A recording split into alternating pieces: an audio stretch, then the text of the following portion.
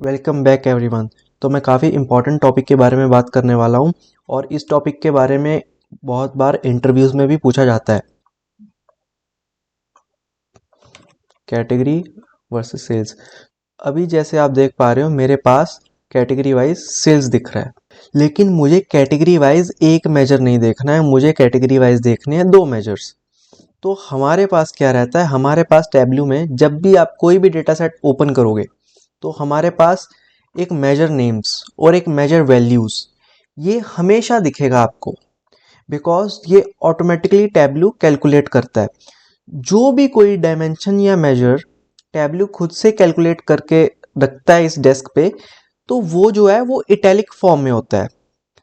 ये देखिए, a generated field containing the name of each measure, और ये सारे हमारे मेजर हैं। इसका यूज़ कहाँ पे आता है? अगर ये प्लेलिस्ट आप शुरू से देख रहे हो तो मेरी प्रीवियस वीडियोस में आपने देखा होगा कि मैं जैसे ही कोई दूसरे मेजर पे डबल क्लिक करता हूँ, जैसे मैं प्रॉफिट पे डबल क्लिक कर रहा हूँ, अभी मैंने डबल क्लिक किया, ऑटोमेटिकली यहाँ पे मेजर नेम आ गया, यहाँ पे मेजर नेम आ गया, और लेबल्स में भी मेजर वैल्यूज आ गया है, और रिस्पेक्टिव मेजर्स मेरे यहाँ पे शो हो रहे हैं।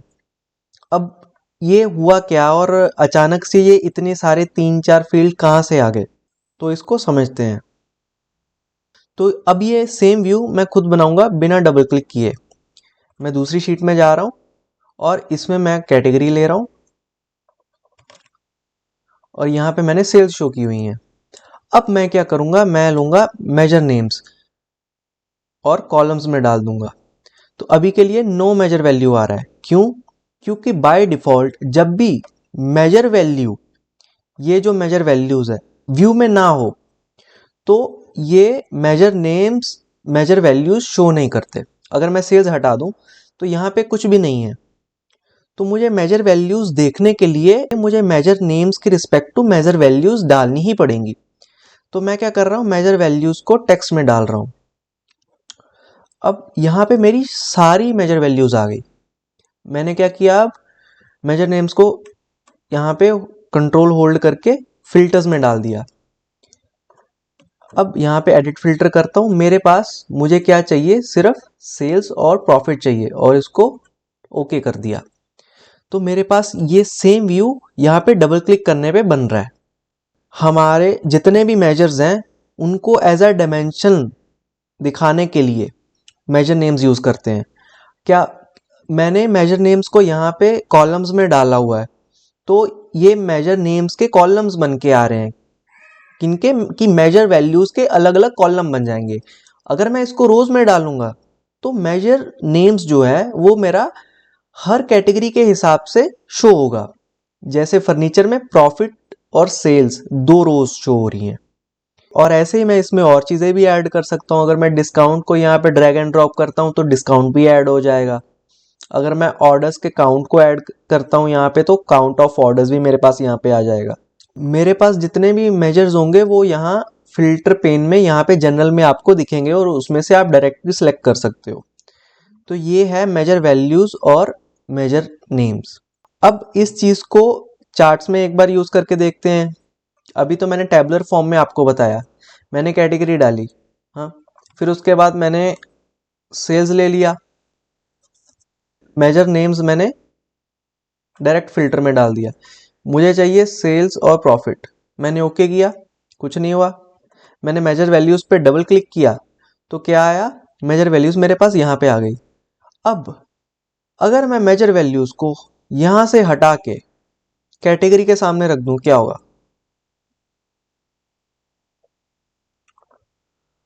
तो मेरे पास प्रॉफिट और सेल्स का चार्ट बन के आ गया कि मैंने रो लेवल पे इनका एक्सिस क्रिएट कर दिया। अगर मैं मेजर नेम्स के सामने रखूं तो मेरे पास हॉरिजॉन्टल बार्स आ गए। अब यहाँ पे एक छोटी सी चीज जो बिगिनर्स कंफ्यूज हो जाते हैं, अब आप ये ध्यान रखना कि आपका जो मार्क्स कार्ड है वो मार्क्स कार्ड आपका मेजर वैल्यूज और मेजर नेम्स को अलग अलग ट्रीट करेगा। अगर मैं मेजर वैल्यूज को कलर में डाल रहा हूँ, मैं इसको यहाँ पे ड्रॉप कर रहा हूँ कलर पे, कंट्रोल बटन दबा के कीबोर्ड पे, तो जैसे ही मैं ड्रॉप करता हूँ तो ये मेजर वैल्यूज जो कि नंबर वाइज स्प्लिट हो जाता है। कि जितना लोअर नंबर है उतना लाइटर कलर होगा, जितना हायर नंबर है उतना डार्कर शेड होगा।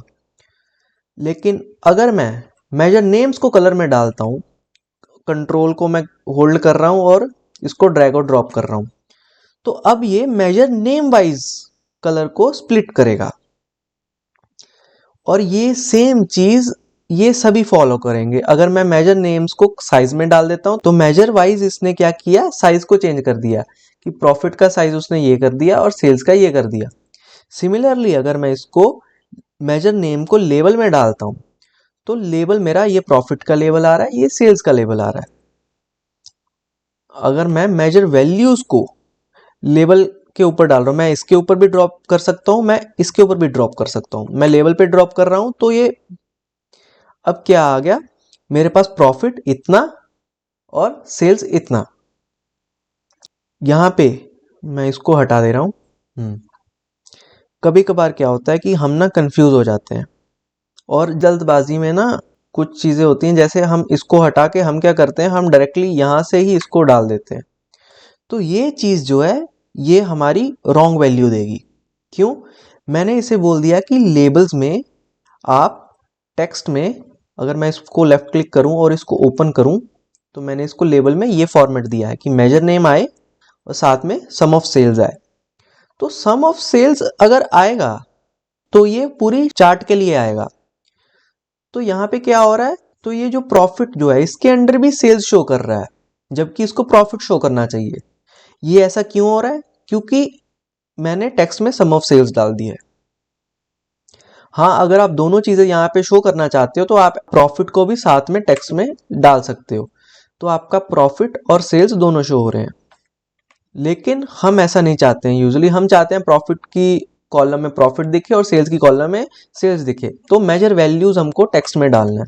ये एक छोटी सी मिस्टेक है जो बिगिनर्स करते हैं और उनको फाइंड आउट करते करते मतलब काफ़ी टाइम लग जाता है, या एक छोटी सी मिस्टेक कभी कभार मैं भी भूल जाता हूँ और फिर बाद में कॉम्प्लेक्स चार्ट्स में जाके देख रहा होता हूँ, वो this was the silly mistake that I was doing. अगर ये आपको अभी भी कंफ्यूज कर रहा है कि मेजर नेम्स और मेजर वैल्यूज में क्या डिफरेंस है, तो आप ऐसे याद कर सकते हो कि जो हमारा मेजर नेम्स है वो हमारा डायमेंशंस में है, तो ये डिस्क्रीट है, डायमेंशन है, और डायमेंशन हमेशा हेडिंग्स जनरेट करता है। जब भी ये वर्कशीट में जाता है यहाँ पे, तो कहीं भी डालो, कॉलम्स में डालो चाहे रोज में डालो, ये हमेशा हेडिंग्स जनरेट करेगा।